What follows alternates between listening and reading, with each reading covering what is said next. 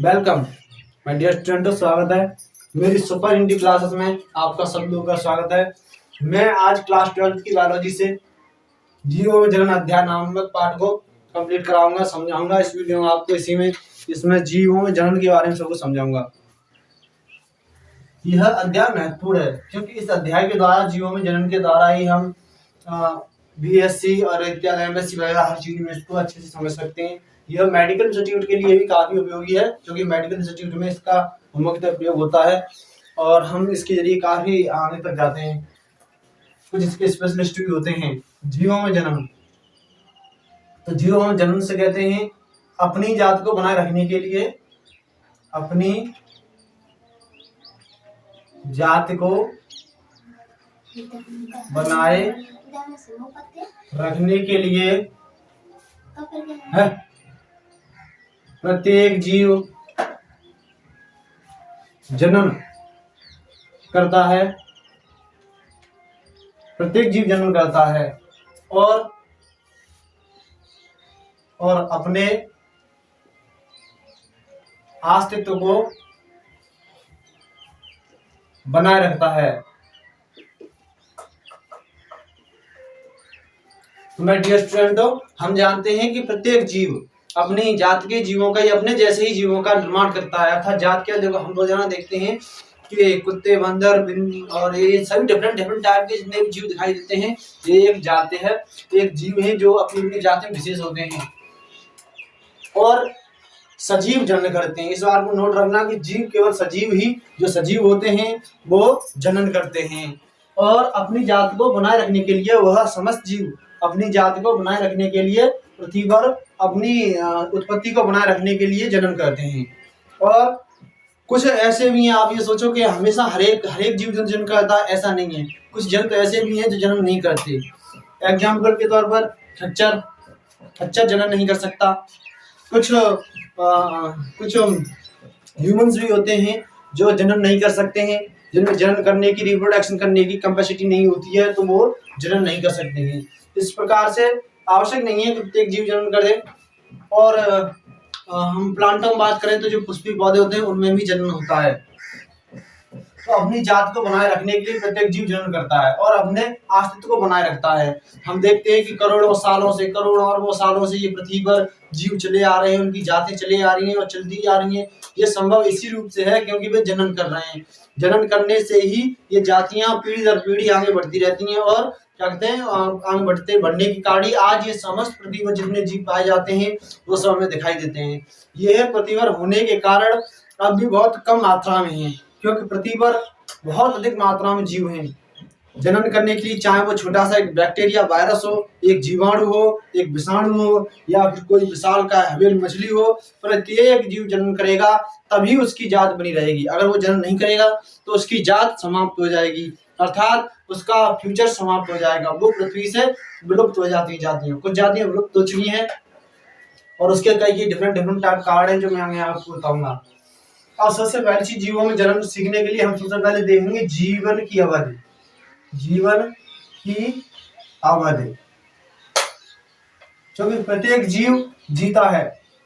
हम देखते हैं कि जब कोई भी जीव जन्म लेता है, पृथ्वी पर जन्म लेता है, तो जन्म लेने के पश्चात वह एक निश्चित आयु तक जीता है और उसके पश्चात वह उसकी मृत्यु हो जाती है और वो खत्म हो जाता है।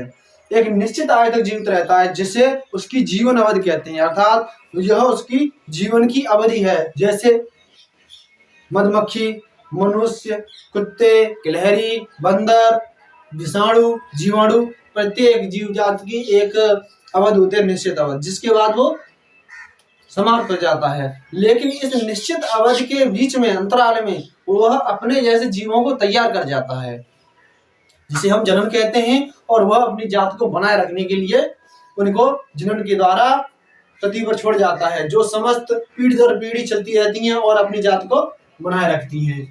तो जीवन अवधि क्या है? जीव के जनन करने के बाद, जीव के जनन करने के बाद जीवन की एक निश्चित अवधि होती है, एक निश्चित अवधि होती है जहां जिस पर वह अपने जीवन की समाप्ति कर देता है, अतः मृत्यु हो जाती है।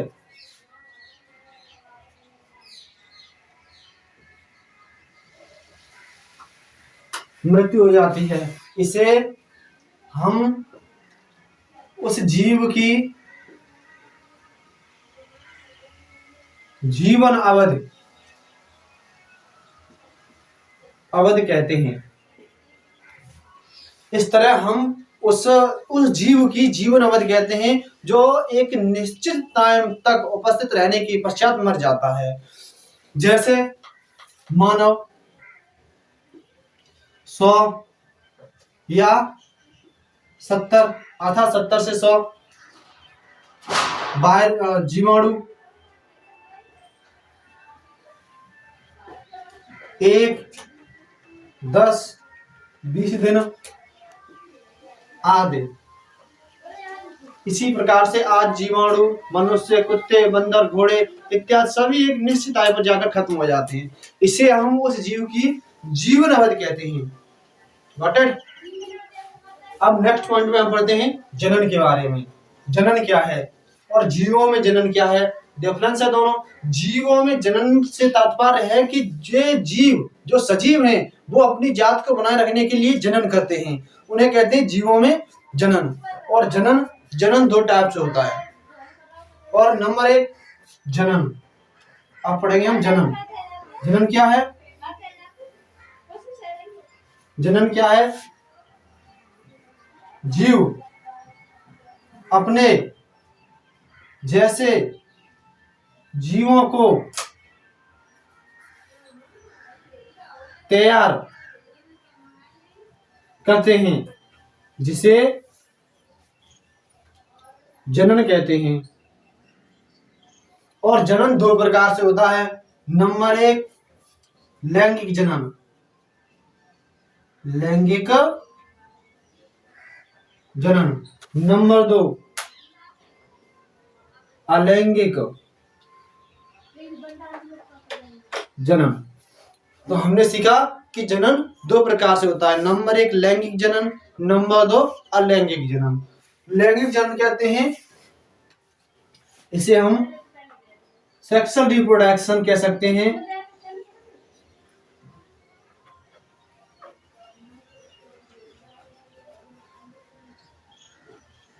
और इसे असेक्सुअल